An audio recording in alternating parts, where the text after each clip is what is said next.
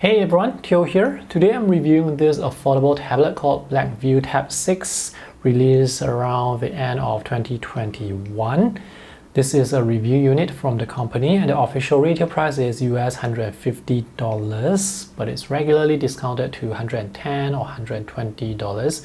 So I agreed to review this because I wanted to see what kind of performance you can get out of a budget tablet like this. This tablet comes with the Unisoc CPU T310, 3 gigs of RAM and 32 gigs of eMMC internal storage. The main selling point for this tablet to me is actually the dual SIM card tray. This tray can take 2 nano SIM cards, one here and one here, or 1 nano SIM and 1 micro SD card. Alright, let me give you the bottom line up front. The performance for this tablet is actually quite decent for the price. The CPU is certainly not as powerful or fast compared to other more expensive tablets. So this tablet is mostly for web browsing, social media, watching videos. The limitation here would be gaming. There is only 3 gigs of RAM, so when you are switching between tabs, sometimes the apps may reload, or sometimes the web pages may reload. It's a minor inconvenience. And 32 gigs of internal storage is actually not much, but they have the micro SD card slot. This 8-inch display is just 800 by 1280, so this is not a full HD display. There is going to be slight pixelation, but for the pricing, I really cannot complain too much. Battery life is incredible. You can get 12 to 15 hours depending on the brightness and the apps you use. So that's the bottom line, and now let's take a more detailed look at this tablet. So this 8-inch tablet is very compact and very portable. It's also quite comfortable to hold in one hand with the rounded edges, and it has rounded corners as well. The bezels are quite thin on these two sides, thicker at the top and bottom.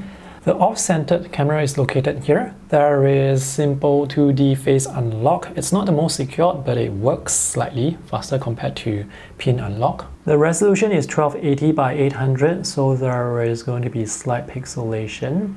At least the text is big and comfortable enough to read. Colors on this display look alright to me. It's probably not 100% sRGB. The contrast is alright, I guess, could be better.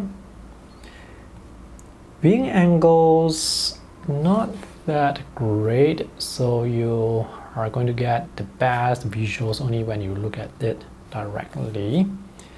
And this, by the way, is a laminated display, so there is no gap between the surface and the LCD beneath. The brightness is good, but there is no auto brightness. The display looks alright to me for the price. It's very reflective though, probably because of the screen protector that is already applied on the display. This tablet is available in 3 colors, and this one is peach gold, which looks a bit pinkish. There is macaron blue and truffle gray. That's the 5 megapixel camera there. The power and volume buttons are on the right side. At the top, we have a 3.5mm audio jack, the SIM card tray, USB-C charging port. There are 2 sets of speakers down here, and the audio quality is alright. They are loud enough, but the quality certainly is not as good compared to more powerful speakers. Due to the plastic material that's used to make the back, the build quality feels plasticky, but that's not surprising given the price point. There is no flex, the build quality is still solid. And given the price point, this is a tablet I would just throw in my bag.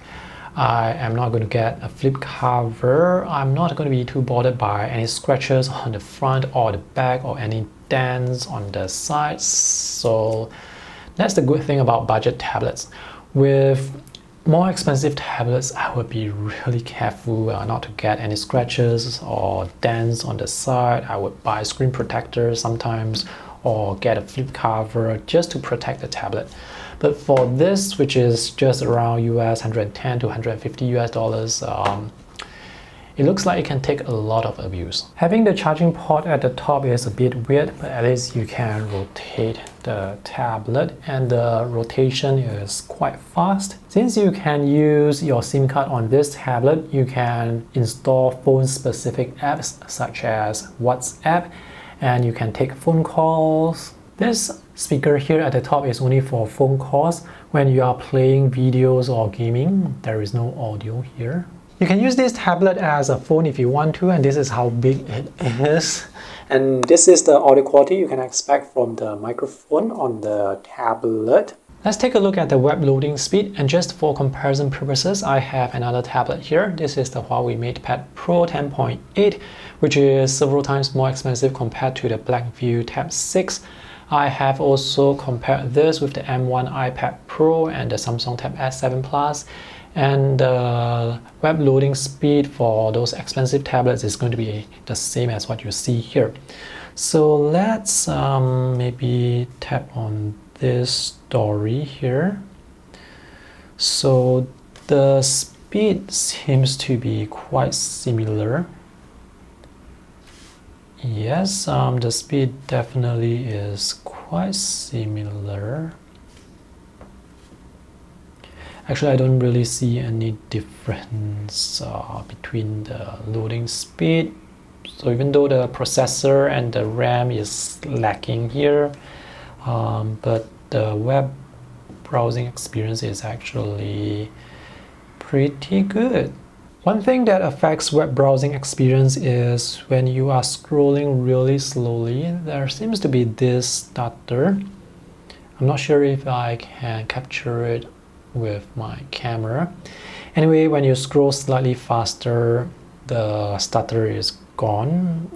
There is less visible stutter when you are scrolling very slowly in landscape orientation. The company also listed Grayscale mode as a selling point, which is easier for your eyes when it comes to reading. You can game in Grayscale as well, although I'm not sure why you want to do that. Let me just switch back to the color. This is Genshin Impact, and this game is quite taxing on the processor, so the frame rate is not able to keep up. So the gaming performance is not that smooth. And also the colors here not as vibrant compared to other tablets I have tested. Genshin Impact took up 15 gigs of storage, and I had to delete other apps to make space for this. And speaking of other apps, there is minimal bloatware included, and it's mostly games, and there are only 4, which doesn't take up much space anyway. When watching YouTube videos, the resolution is limited to 720p. The visuals look alright to me, just that the audio is only coming out from the side, so there is no true audio effect. There are small black bars at the top and bottom, but with this YouTube app you can zoom in to view the display. And this OS that you're looking at is called Doke OS version 2, DOKE, which is based on Android 11. I'm not sure how many OS updates you are going to get with this tablet though. This OS has very limited features, so if you want all the usual Android features that you get with other tablets, other brands, hopefully you can find an app for those features from the Google Play Store, because there is Google Play Store on this tablet. Alright, to conclude, as a budget tablet, the performance seems quite decent. The only limitation here is when it comes to gaming. The other limitation is the quality of the display. The colors look fine for a tablet at this price point. If you want a better looking display with more vibrant colors, better viewing angles, then be prepared to spend more money. The main selling point for me with this tablet, besides the affordability, is the dual SIM card tray. A lot of companies like to charge a huge premium so that you can use your SIM card, but not with Blackview, and that's great. So if you guys are interested in getting an affordable Android tablet such as the Blackview Tab 6, check out the links that I have for you in the video description below. Thanks for watching. I hope this review is helpful. See you again. Bye.